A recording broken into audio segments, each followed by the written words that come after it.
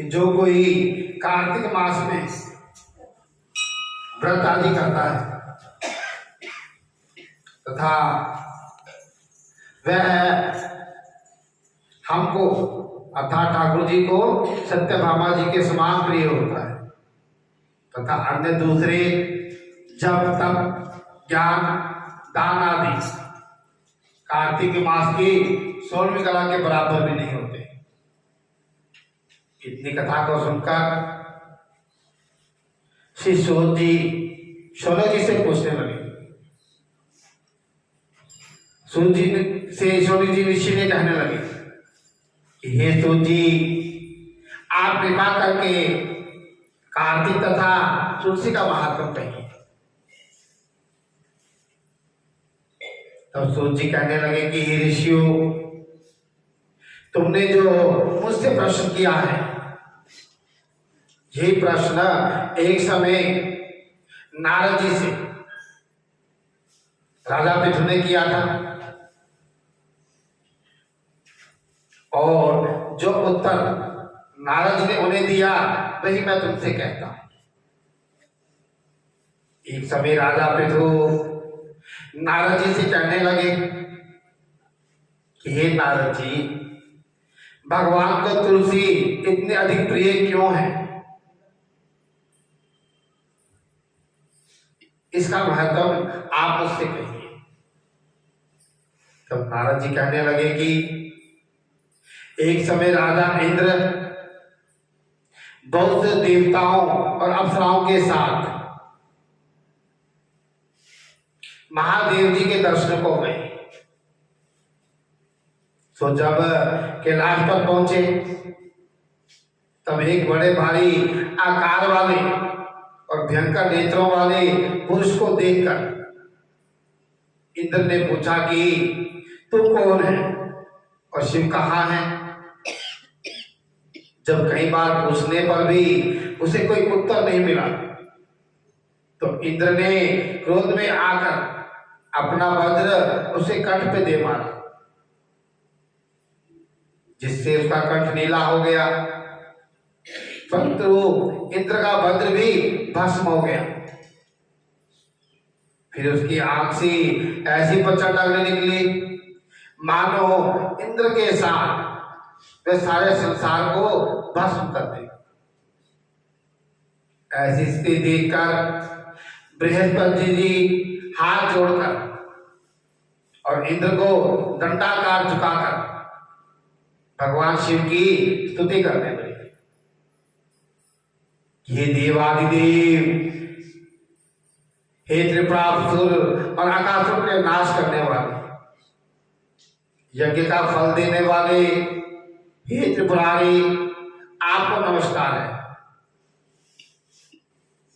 हे ब्राह्मणों की रक्षा करने वाले, आपको नमस्कार है। नारद जी कहने लगे कि हे राजा पृथु, इस प्रकार स्तुति सुनने पर महादेव जी ने त्रिलोकी को नष्ट कर देने वाली अग्नि को शांत कर दिया और कहने लगे कि हे देवताओं, वर मांगो। भगवान शंकर जी ऐसे ही देवता जल्दी खुश भी हो जाते हैं और जल्दी नाराज। मैं आपकी स्तुति सुनकर अति प्रसन्न हुआ। मैंने इंद्र को जीवन दान दिया और हे बृहस्पति जी, आज से तुम्हारा नाम भी जीव होगा। तो संस्कृत में एक नाम हम बृहस्पति को क्या कहते हैं? जीव, क्योंकि इन्होंने जीवन दान दिलवाया। बृहस्पति जी कहने लगे कि यदि आप प्रसन्न हैं तो इंद्र की रक्षा कीजिए और संसार को जला सकने वाली अग्नि जो आपके नेत्रों से पैदा हुई है उसको शांत कीजिए।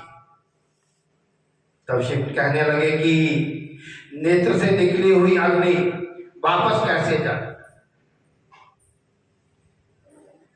अतः अब हम इसको दूर फेंकते हैं। ऐसा कहकर अग्नि को हाथ में लेकर उसको समुद्र में फेंक दिया।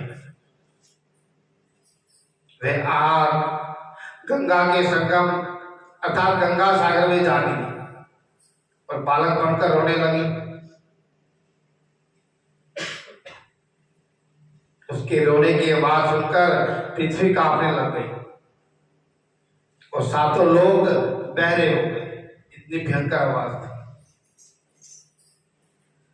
ऐसा आश्चर्य देखकर वहां पर आए हुए ब्रह्मा जी समुद्र की गोद में बालक को देखकर आश्चर्य से पूछने लगे, यह बालक किसका है? समुद्र ने बड़े आदर से बालक को उठाकर ब्रह्मा जी के गोद में दे दिया और कहने लगे कि यह मेरा पुत्र गंगा से पैदा हुआ है, अतः आप इसका जातकर्म करवाएं। ब्रह्मा जी की दाढ़ी पकड़कर इस जोर से मरोड़ी की ब्रह्मा जी के नेत्रों में आंसू आ गए। किसी प्रकार दाढ़ी छूटी तो ब्रह्मा जी ने कहा कि इसने हमारी आंखों से जल निकाला है, अतः इसका नाम जालंधर होगा। इसके नाम से आज जालंधर शहर बसा हुआ है। परंतु यह शिव के अतिरिक्त और किसी के हाथ से नहीं मरेगा, क्योंकि यह शिव के अंश से पैदा हुआ है और अभी ही जवान हो जाएगा। बुलाकर उसका राज्याभिषेक कराकर अंतर ध्यान हो गए। तब समुद्र ने काल नेमी की कन्या वृंदा के साथ उसका विवाह कर दिया, जो कि पतिव्रताओं में सबसे प्रथम और अति सुंदरी थी। परम सुंदरी वृंदा के साथ विवाह करके जालंधर अति प्रसन्नता से दिन बिताने लगा। जब जालंधर घर आता तो वृंदा अपने हाथों से पंखा जलती, पाद्य अर्घ आचमन उसको अर्पण करती थी। वे अपने पति को नारायण समझकर उनकी सेवा करती थी। पति नारायण अगर नहीं हुआ। नारद जी कहने लगी, हे राजा पृथु, अब मैं पतिव्रता स्त्रियों के कुछ लक्षण तुमसे कहता हूं। पतिव्रता स्त्री अपने पति के दुख में दुखी और उसके सुख में सुखी होती है। परदेश जाने पर दुखी और पति के मर जाने पर सती हो जाती है। पति के पाप और पुण्य को आधा बांटने वाली। जब हम विवाह संस्कार कराते हैं तो साथ ही साथ में बोलते हैं ना जी, आज से आपके पुण्य ले लूंगी, पाप नहीं लूंगी।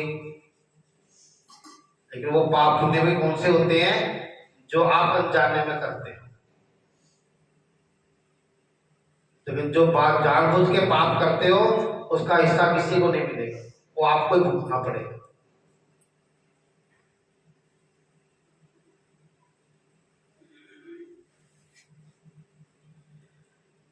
आधा पुण्य बांटने वाली स्त्री को अपने पति के साथ के मर जाने पर अवश्य ही सती हो जाना चाहिए। जो स्त्री सती हो जाती है वे अपने पति के साथ अपने शरीर के 3.5 करोड़ रोमों के अनुसार, अपने शरीर के अंदर 3.5 करोड़ रोम होते हैं, 3.5 करोड़ वर्ष तक अपने पति के साथ स्वर्ग में वास करती है।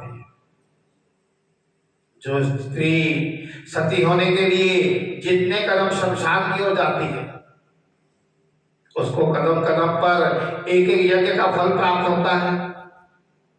वे अपने माता पिता तथा पति तीनों कुलों को पवित्र कर देती है। जैसे सपेरा सांप को बिल से बाहर निकाल देता है, वैसे ही वह अपने पति को भी नरक से बाहर निकाल देती है।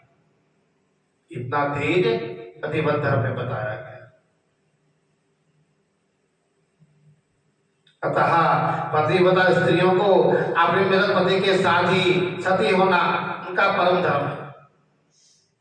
इतना कहकर नारद जी बोले कि हे राधा पृथु, देवताओं से डरकर जो सब दैत्य पाताल में भाग गए थे, वे जलंधर का अभय पाकर फिर पृथ्वी पर आकर घूमने लगे। उसी समय जलंधर ने कटे हुए सिर वाले राहु को देखा। उसने शुक्राचार्य से इसका कारण पूछा। तब शुक्राचार्य ने समुद्र मंथन और देवताओं द्वारा रत्नों के हरण की कथा सुनाई। इस प्रकार पिता का मंथन और दैत्यों का अनादर सुनकर जालंधर ने क्रोध में आकर घसवर नाम वाले दूत को सुधर्मा के पास भेजा।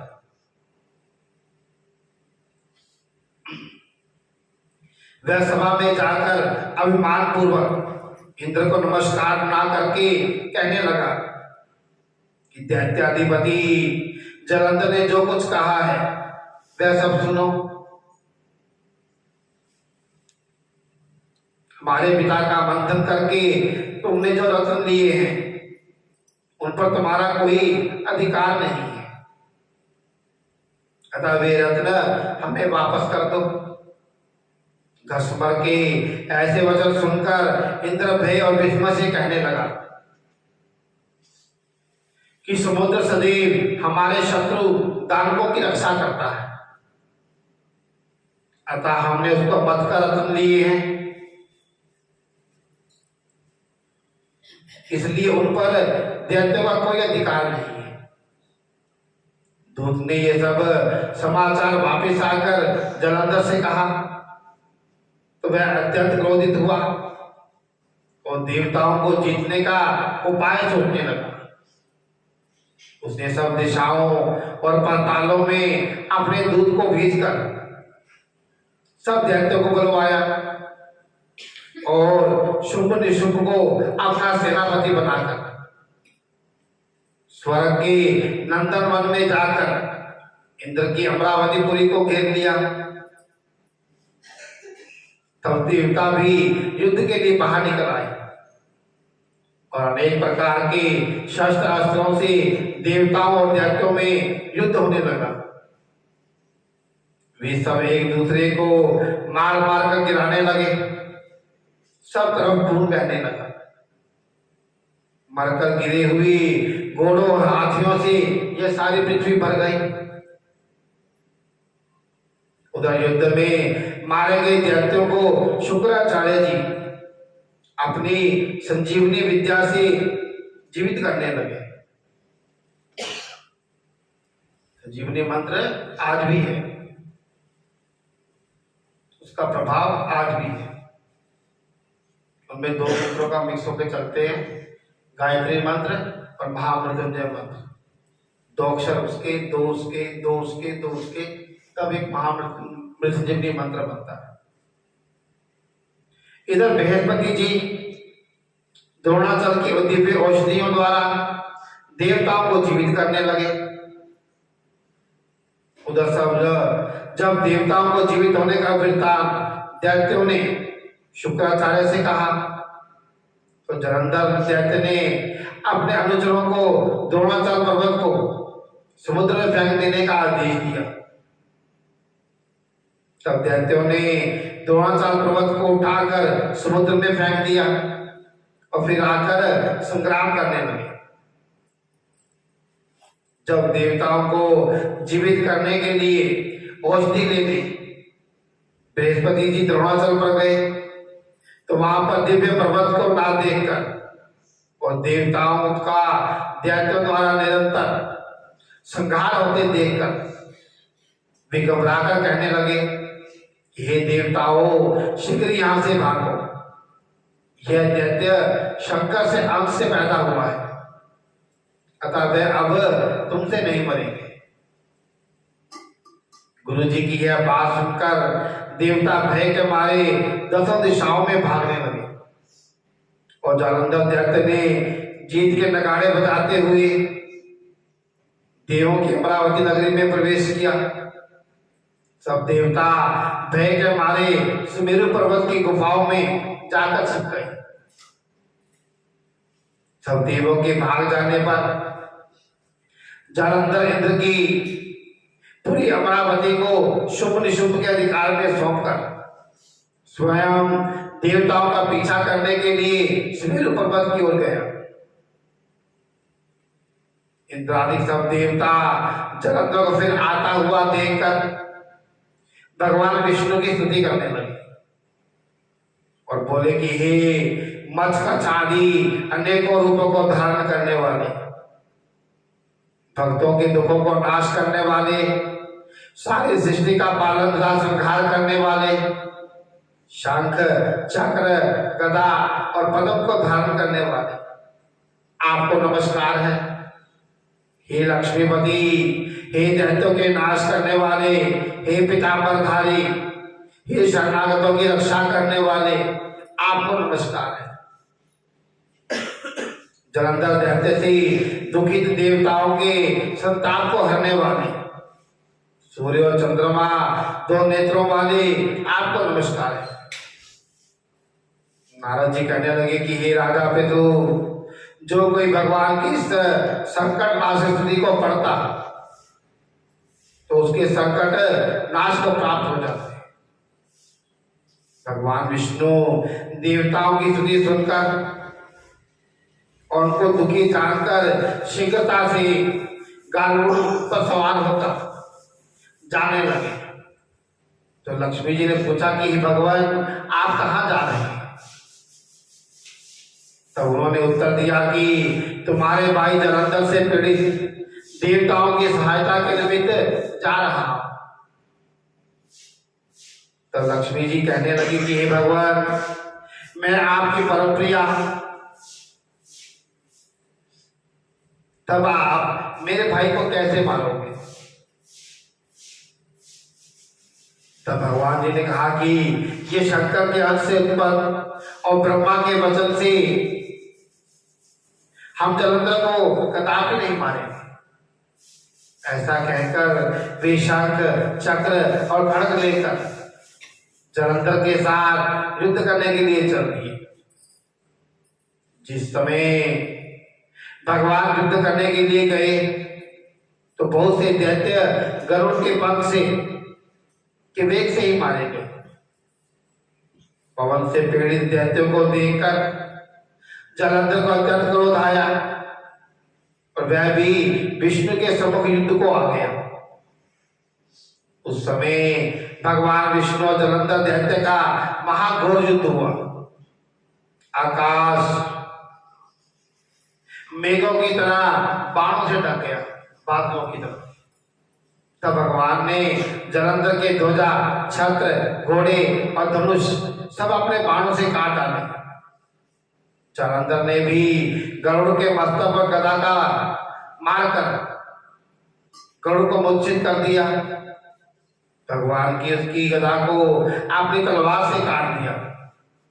फिर दोनों में मल्लयुद्ध हुआ।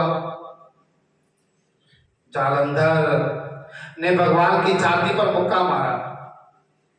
उस समय भगवान और जालंधर की इस घोर युद्ध को देखकर सारा संसार भय से कंपायमान हो गया। तब भगवान विष्णु ने कहा कि हे दैत्यराज, तुम्हारा हमारा युद्ध ठीक नहीं, क्योंकि तुम लक्ष्मी के भाई हो। लक्ष्मी जी भी समुद्र से प्रकट हुई थी।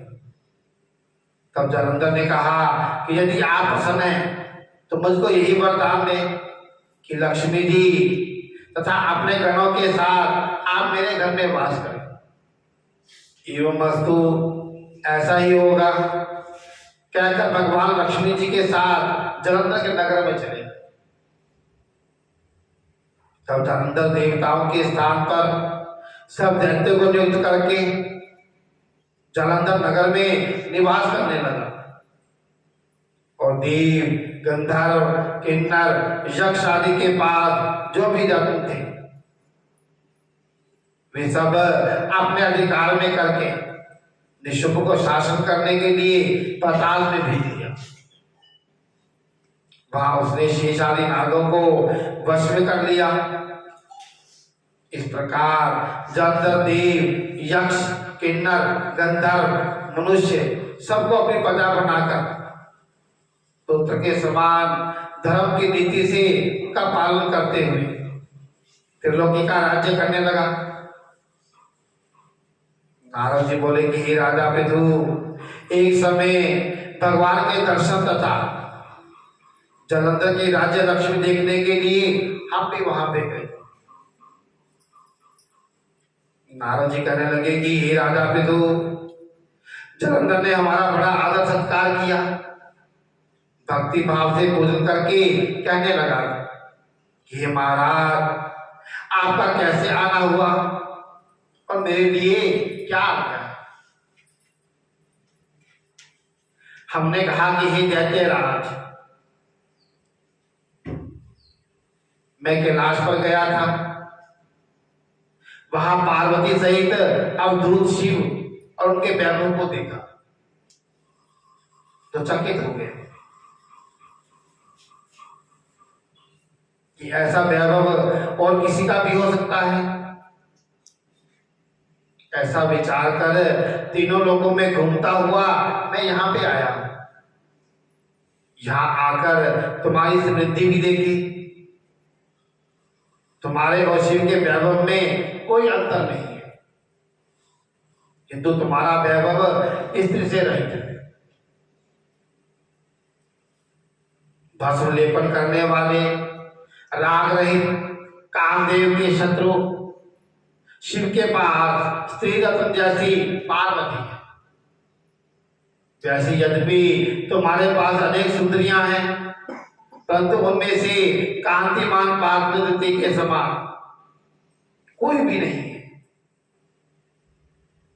अतः तुम्हारा यह वैभव स्त्री से रहित देखकर यही निश्चित हुआ है कि शिव के समान वैभवशाली इसे समय त्रिलोकी में कोई नहीं है, क्योंकि उनके पास पार्वती जैसी ऐसी स्त्री है जिसको देखकर ब्रह्मा जी ने अनेक अप्सराएं रची, परंतु एक भी पार्वती जी के बराबर ना हो। नारद जी कहने लगे कि हे राजा पृथु, हम तो इतना कहकर वहां से चले आए, क्योंकि उनका काम ही आग लगाना है। जिस घर में नारद जी चले गए वहां झगड़ा ना हो, ये कभी होता ही नहीं था। और जहां नहीं जाते थे वहां क्लेश रहते रहता था।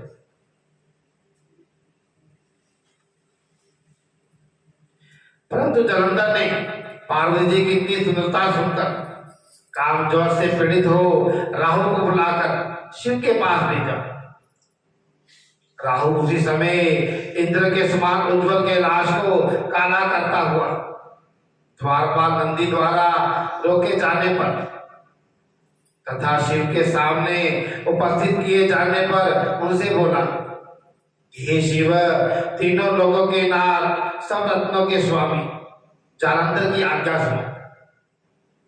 ये शमशानवासी नरमुंडों की माला धारण करने वाले जटाजूटधारी तुम्हारे जैसे अवधूत के पास पार्वती जैसी परम सुंदरी शोभा नहीं देती। मैं तीनों लोगों का नाथ, सब रत्नों का स्वामी हूं, क्योंकि पार्वती भी स्त्री रत्न है, अतः वह मेरे साथ ही शोभा दे सकती है।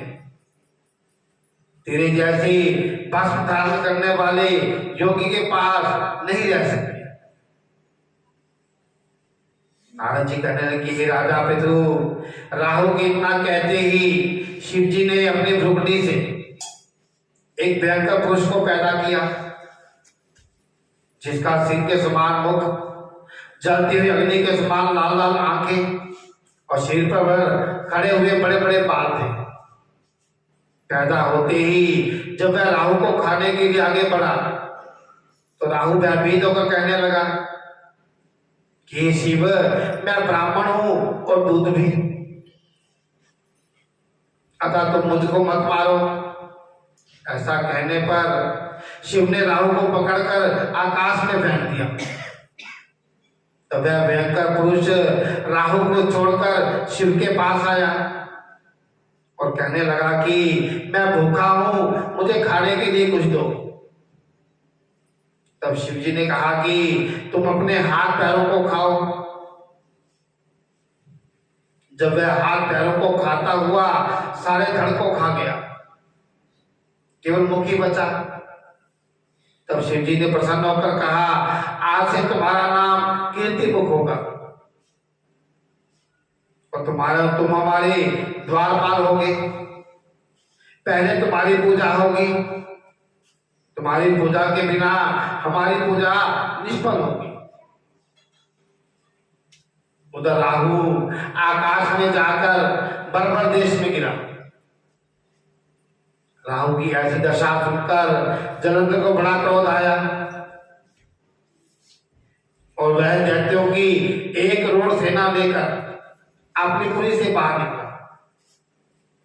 बाहर निकलते ही सामने एक आंख वाले शुक्राचार्य और अंगहीन राहु मिले। जब कोई ऐसा मिल जाए तो समझे हमारा काम बिगड़ गया। कोई खाली बर्तन लेके मिल जाए समझो काम बिगड़ गया।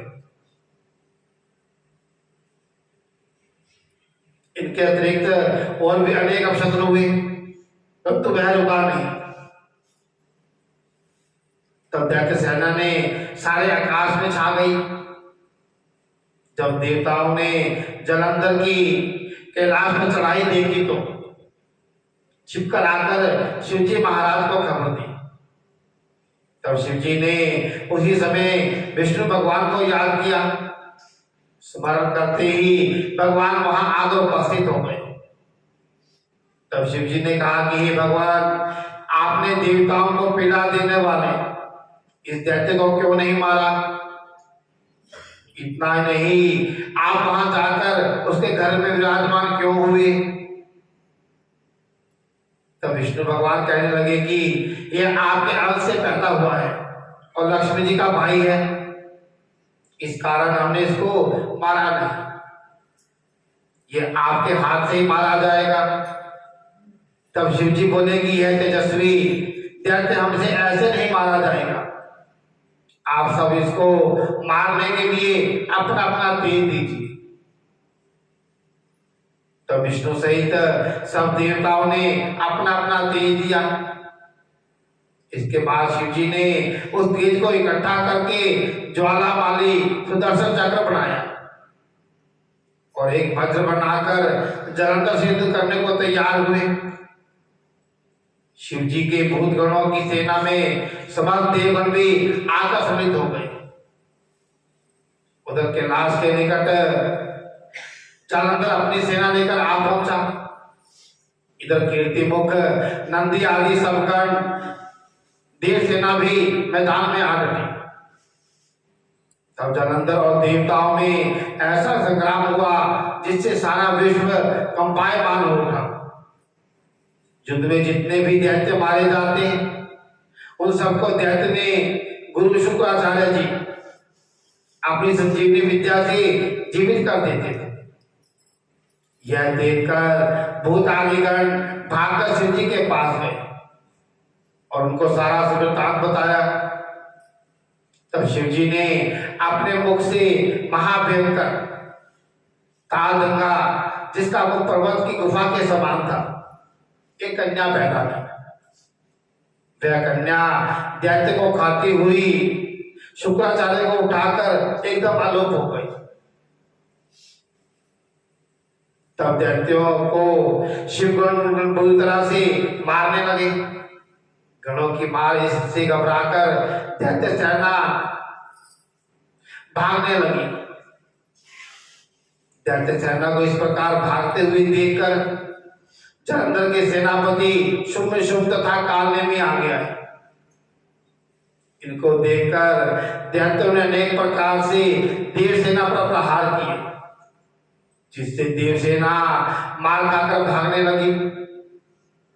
तब गणेश और शुभ का महाघोर युद्ध हुआ। इस बार अपनी सेना को भागते देखकर जलंधर स्वयं रण क्षेत्र में आ गया। देव सेना की ओर से वीरभद्र अनेक प्रकार के प्रहार जलंधर पर करता रहा।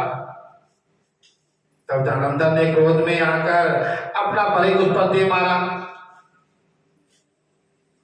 और उसके साथ उसके रथ की पताका भी काट दी।